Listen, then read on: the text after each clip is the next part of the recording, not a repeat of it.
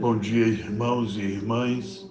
Padre José Raimundo, paróquia Nossa Senhora da Esperança, do Estiep, em Salvador.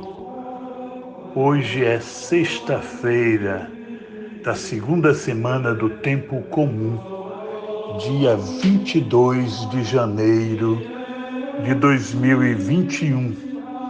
E o Evangelho é Marcos 3, 13 a 19. Evangelho de Jesus Cristo segundo Marcos.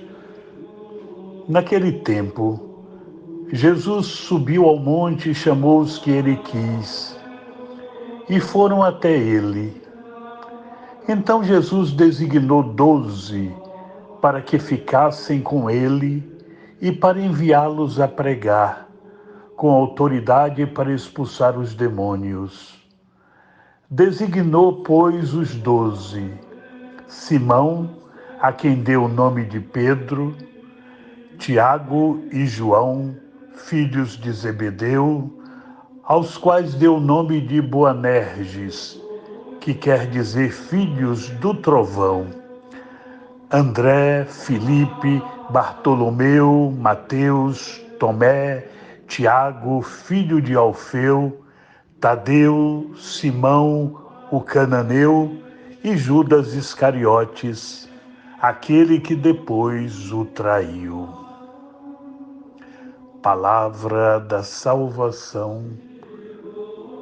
Glória a vós, Senhor.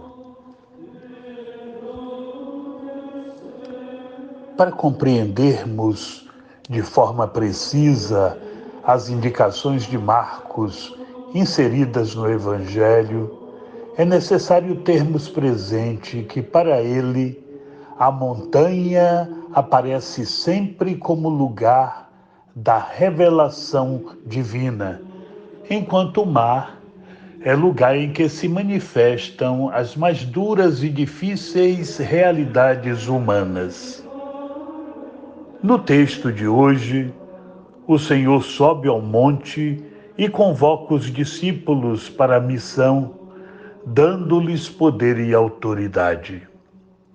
O próprio fato de Jesus chamar 12 discípulos já se constitui numa realidade cheia de simbolismo, pela coincidência numérica com as 12 tribos de Israel que se apresentaram no Sinai por ocasião da primeira aliança. Agora são também 12 os discípulos chamados a confirmar a aliança nova e eterna que se edifica na pessoa de Cristo. Também é característico do Evangelho segundo Marcos a apresentação do Senhor como aquele que expulsa demônios. A afirmação de que agora se inaugura no mundo o reino de Deus evidencia que as forças malignas foram derrotadas, cedendo lugar, pela ação do Messias, ao poderoso reinado do Altíssimo. Esta função própria de Jesus passa também aos seus discípulos, conforme nos indica Marcos. Então Jesus designou 12 para que ficassem com ele e para enviá-los a pregar, com autoridade para expulsar os demônios. O reino de Deus, que se aproxima dos homens através de Jesus Cristo, se dilata na ação dos 12 colaboradores de Jesus, escolhidos e designados com autoridade para anunciar a boa nova a todas as gentes. Começando por eles, a mensagem do Senhor vai se difundir em todo o orbe. Tais discípulos, convocados do meio do povo, São, por isso mesmo, pessoas humildes, modestas e sem maiores instruções. Caberá ao Senhor, em diversas circunstâncias, admoestá-los no sentido de fazê-los crescer na fé, na generosidade e na entrega pessoal.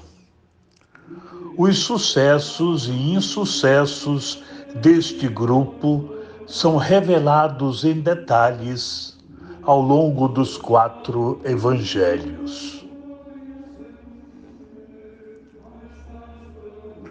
Caros irmãos e irmãs, chegamos assim à sexta-feira, esse dia que, como já dissemos, tantas vezes tem um significado tão importante, sobretudo tão profundo na vida dos cristãos.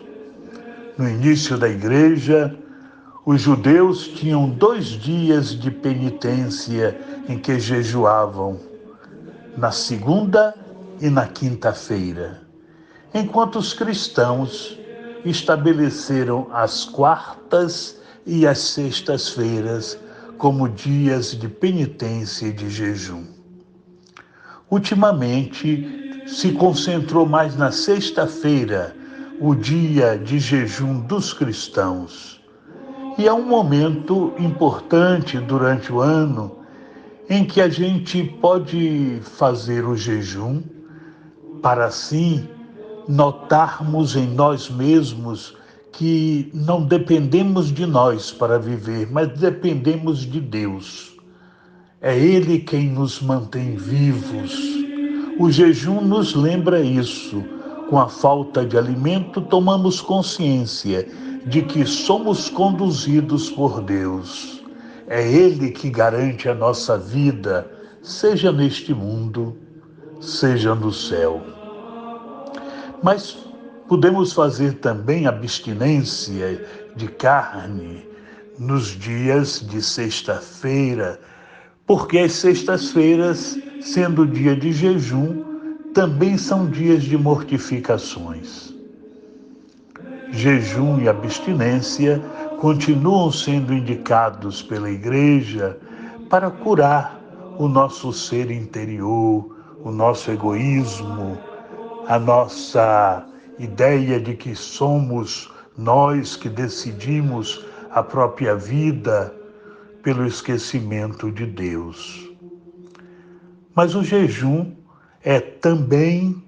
tem também a função de ajudar quem sofre, a quem jejua não só na sexta-feira por questões religiosas, mas jejua toda semana, todo ano, por questões econômicas, porque não tem o que comer. Assim, aquilo que a gente deixa de comer na sexta-feira, fazendo jejum, a gente deve encaminhar para os irmãos que passam o ano todo jejuando. E assim nós nos fazemos solidários com todos aqueles que sofrem e que precisam de nossa ajuda para sobreviverem aqui nesta terra, às vezes tão injusta, em que os bens deste mundo ficam concentrados na mão de poucos, enquanto a maioria passa fome.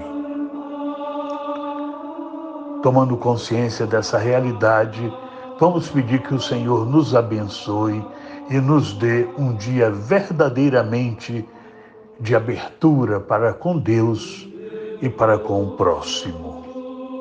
O Senhor esteja convosco, Ele está no meio de nós. Abençoe-vos o Deus Todo-Poderoso, Pai, Filho e Espírito Santo. Amém. Louvado seja nosso Senhor Jesus Cristo, para sempre seja louvado, e sua Mãe Maria Santíssima. Amém.